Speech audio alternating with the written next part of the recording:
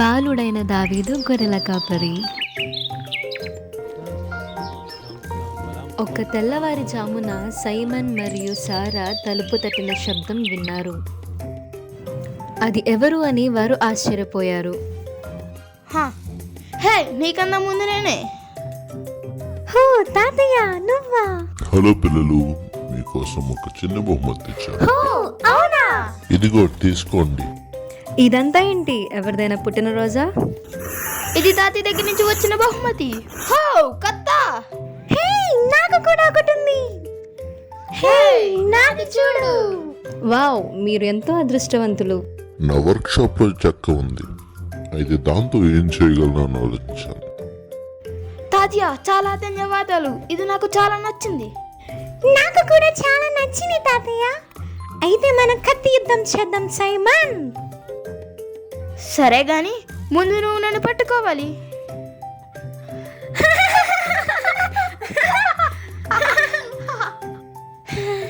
Simon, ఎక్కడున్నావు? ఇప్పుడు నువ్వు నాతో యుద్ధం చేయాలి. సరే, నేను సిద్ధం. వావ్, నువ్వు ధైర్యవంతుడివే, కానీ నేను భయపడను. నేను కూడా భయపడను. ఇది గొప్ప ఖడ్గాలు.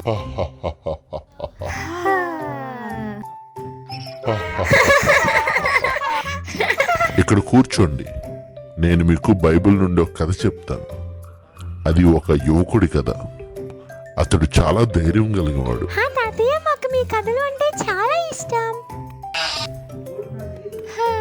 సరే, ఒక ఊర్లో ఒక యవనస్తుడున్నాడు.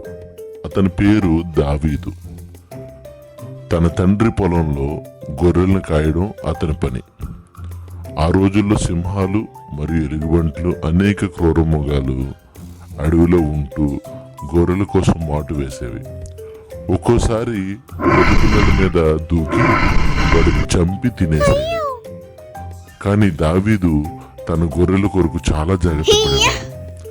తనకున్న ఆయుధం ఏంటో తెలుసా? వడిసె మరియు పదునైన రాయి. ఇదిగో వచ్చింది. కేవలం వడిసె, మీ కత్తి లాంటిది కాదు. కానీ దావీదు ఆ వడిస్తో ఆ జంతువులను కొట్టి వీరోచితంగా పోరాడి తన గొర్రెలను కాపాడుకునేవాడు. ఇది చాలా సాహసమైన పని. తన్ను తానే ఆపదలో పాడేసుకునేవాడు. అతడు బాలుడైనప్పటికీ అతను ఎంతో ధైర్యసాహసాలు కలిగిన వాడు. ఏది మంచిదో దానికోసం పోరాడేవాడు. దేవుడు తనకి ఎప్పుడు ఉన్నాడని నమ్మేవాడు. గొర్రెలు మరియు వాటి పిల్లలు జంతువులతో పోరాడలేవు, కానీ దావీదు వాటి కోసం పోరాడాడు. అవును, ఒకరోజు దావీదు తన తండ్రి ఆజ్ఞ వల్ల తన అన్నలకు ఆహారం తీసుకుని వెళ్ళాడు. అక్కడ తన అన్నలు యుద్ధ రంగంలో ఉన్నారు. వారు ఇజ్రాయేలునకు శత్రువుతో పోరాటం చేస్తున్నారు. దావీదు చూసినప్పుడు అక్కడున్న సైనికులంతా శత్రువుల్లో ఉన్న గొలియాతును చూసి భయపడి వణికిపోయారు. ఇప్పుడు గొలియాతు, పిరికి పందరైన ఇజ్రాయిల్లారా, నాతో యుద్ధం చేయడానికి రండి అని భీకరమైన శబ్దంతో అరుస్తున్నాడు.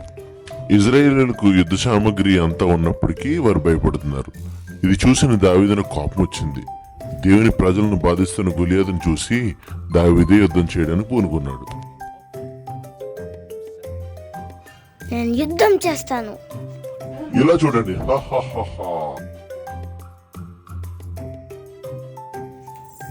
నీవు నా మీదకి ఖడ్గము బల్లెము ఈటితో వచ్చావు, కానీ నేను నీ మీదకి నా దేవునితో వచ్చాను. అతడు చాలా చిన్నవాడు. అతని దగ్గర యుద్ధ సామాగ్రి, ఆయుధాలు ఎటువంటివి లేవు. నిజమే. అతని దగ్గర ఉన్న బడిసె మరియు పదునైన రాయి తీసుకుని గొలియాతు మీద ఒకటి గట్టిగా విసిరాడు. ఆ రాయి గొలియాతు తలకి తగిలింది. అది ఎంత గట్టిగా తగిలిందంటే గొలియాతు దెబ్బకి పడిపోయి చనిపోయాడు. దావీదు దేవుడు తన శక్తితో తనకు సహాయం చేశాడని, దేవుడు ఎలాంటి ప్రమాదం వచ్చినప్పటికీ తను రక్షిస్తాడని కూడా తెలుసు. ఎందుకంటే క్రూర జంతువులతో పోరాడాడు కదా. వావ్, అతడు చాలా ధైర్యవంతుడు. అవును, కానీ తాను దేవుని మీద ఎంతో నమ్మకం ఉంచారు. అవును, ఈ రోజుల్లో ఎలాంటి అడవి మృగాలు మన పొలంలో లేవు.